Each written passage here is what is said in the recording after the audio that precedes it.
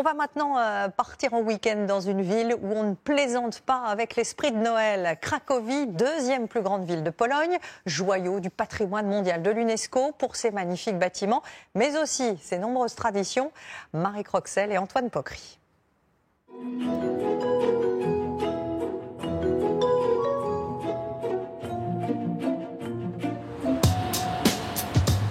Longtemps, elle a tenu le premier rôle. Capitale du royaume de Pologne jusqu'au XVIe siècle, Cracovie a traversé les siècles, miraculeusement préservée des destructions. Vivante, moderne, fidèle à ses traditions.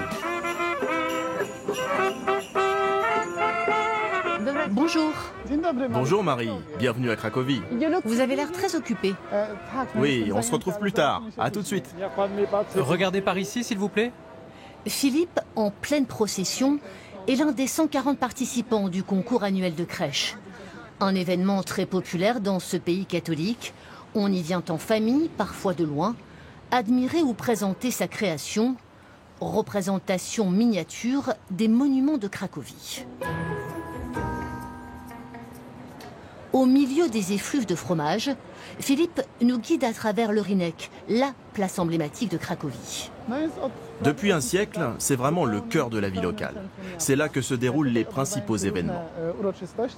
Avec ses 4 hectares de superficie, elle est l'une des plus vastes places médiévales d'Europe. Les chalets de Noël ont toute latitude pour occuper l'espace. À Cracovie, on ne vend sur le marché que des objets fabriqués en Pologne par des artisans.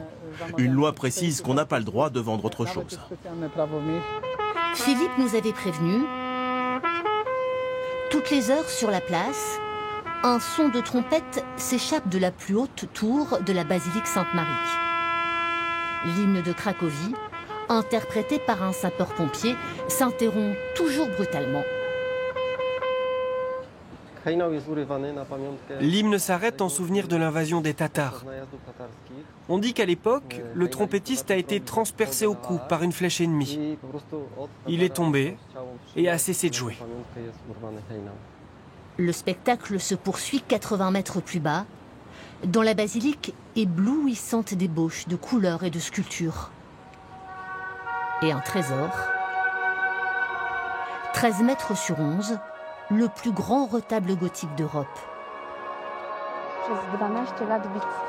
Pendant 12 ans, Witzwosz a sculpté plus de 200 personnages. Ce sont les habitants de Cracovie qui ont servi de modèle. Et c'est pour cela que leurs traits sont si singuliers. Le froid a aiguisé notre appétit. Il est temps de nous intéresser de plus près aux pierogi. Ces délicieuses pâtes farcies aux bords tressés, sucrées ou salées. On les cuisine dans chaque maison. Nos grands-mères nous ont appris à les faire. Et nous transmettons à notre tour la recette à nos enfants pour perpétuer la tradition. Nous avons opté pour une farce à base de fromage blanc et d'oignons. Bon appétit. Merci beaucoup. C'est délicieux. Nous voilà requinqués, prêts pour un périple à 130 mètres sous terre. Bonjour Marie, bienvenue à Wieliczka, je vous invite dans la mine. Le gisement, très stratégique pour l'État polonais, a été exploité du XIIIe jusqu'à la fin du XXe siècle. Avant l'industrialisation, des économies entières reposaient sur la production de cette ressource, indispensable pour conserver les aliments. Les sols, les murs et les plafonds sont en sel. Les sels couvrent les besoins d'État. À l'époque, le sel, c'était notre l'or blanc. On salait pour vivre. Je pense que le mot salaire en français vient de là. Sel, salaire, ils ont la même racine. Nous ne sommes pas au bout de nos surprises. Marek, lui-même ancien mineur, nous emmène à la chapelle Sainte-Cunégonde. Une apparition. Bas-relief, lustre, du sel, rien que du sel. C'est magnifique, il y a beaucoup de relief, c'est très très beau. Un travail qu'on pourrait juger digne d'un sculpteur et qui a été fait par de simples ouvriers.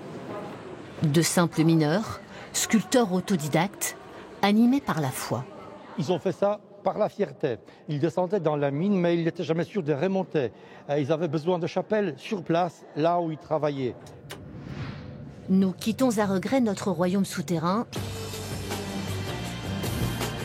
Pas question de redécoller tout de suite. Nous sommes là juste en visite au musée de l'aviation, où nous attend une extraordinaire collection. Celui-ci, il a été piloté par Hermann Göring lui-même. Des modèles rares, tous issus de la collection personnelle du numéro 2 du régime nazi. Ils ont atterri ici, dans des conditions rocambolesques. En 1943, Berlin a été bombardé. Pour protéger la collection, les Allemands ont découpé et emballé les avions pour les transférer en train vers l'Est. Un des trains a été retrouvé par des unités polonaises en 1945. C'est comme ça que les avions sont arrivés en Pologne. Pour notre dernière étape, il nous a suffi de tendre l'oreille pour repérer notre carrosse. Bonjour. Je m'appelle Maciek. Bienvenue, on va découvrir Nova Ruta dans cette voiture incroyable. Avec plaisir. Allez, montez. Une magnifique Trabant, symbole de l'époque communiste, pour une plongée au cœur de ce quartier où le temps semble s'être arrêté. Regardez, devant nous, vous pouvez voir l'entrée monumentale de l'aciérie. Elle est toujours en activité. Construite en 1949 pour loger les ouvriers de cette aciérie, Nova Ruta est présentée à l'époque comme la cité idéale. Un témoignage unique de l'architecture réaliste socialiste. C'était fait pour impressionner les gens, montrer la puissance du pouvoir communiste. Après-guerre, les gens n'avaient rien. C'était facile de les convertir au communisme en leur donnant ici des logements confortables pour l'époque. Un dernier tour dans ce quartier qui abrite aujourd'hui plus de 200 000 personnes. Et nous laissons notre bolide bleu reprendre sa route.